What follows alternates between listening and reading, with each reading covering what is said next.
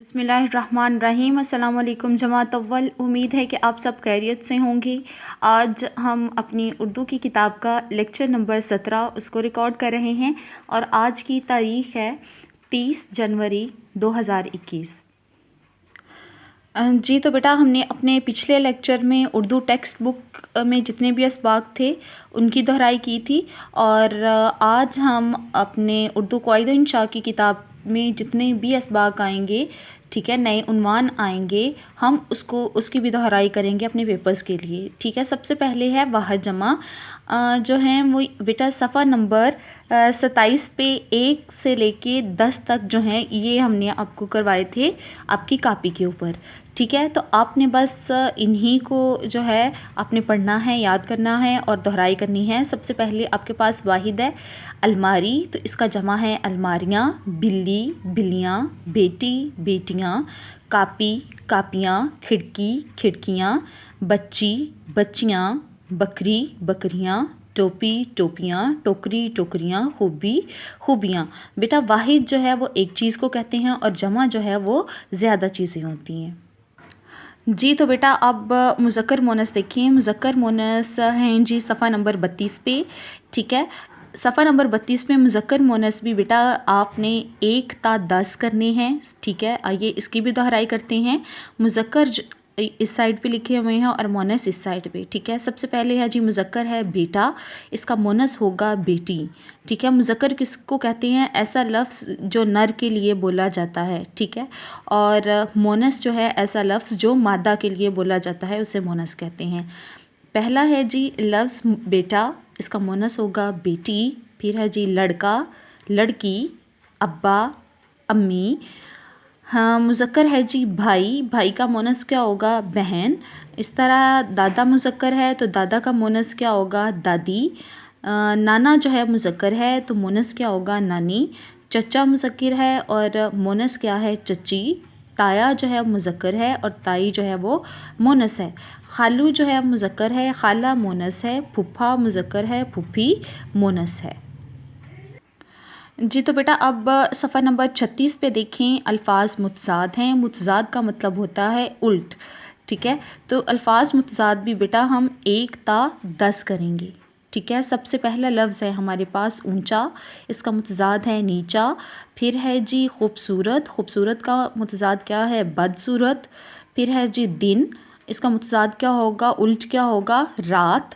फिर है जी अगला लफ्ज़ है हमारे पास छोटी, छोटी का जो मुतज़ाद है यानी इसका उल्ट जो है वो क्या होगा? बड़ी। फिर है जी फ़ायदा, फ़ायदा का उल्ट क्या है? मुतज़ाद क्या है? नुकसान। और फिर है जी सुबह शाम, ज़रख़ेज़, बंजर, अव्वल आखिर। अच्छा जो है वो लफ्ज़ है, इसका मुतज़ाद क्या है? बुरा। फिर है जी साफ़ लफ्ज़ है, इसका मुतज़ाद क्या है? गंदा। जी तो बेटा सफ़ा नंबर 18 पे देखिए, सरगर्मी नंबर 4 है और सरगर्मी नंबर 5 है। सरगर्मी नंबर 4 है, दिए गए जुमलों में से इस्म तलाश करके दी गई जगह पर लिखें। यहाँ पे जुमले हैं और दूसरी साइड पे इस्म है। इस्म बेटा नाम को कहते हैं। आपने इन जुमलों में से देखना है इस्म को और दूसरी जानिब आपने लिखना है। पहले है जी सलमा आती है, इस जुमले में इस्म क्या है? नाम क्या है? सलमा। फिर ये मेरी किताब है, इसमें इस्म क्या है? किताब।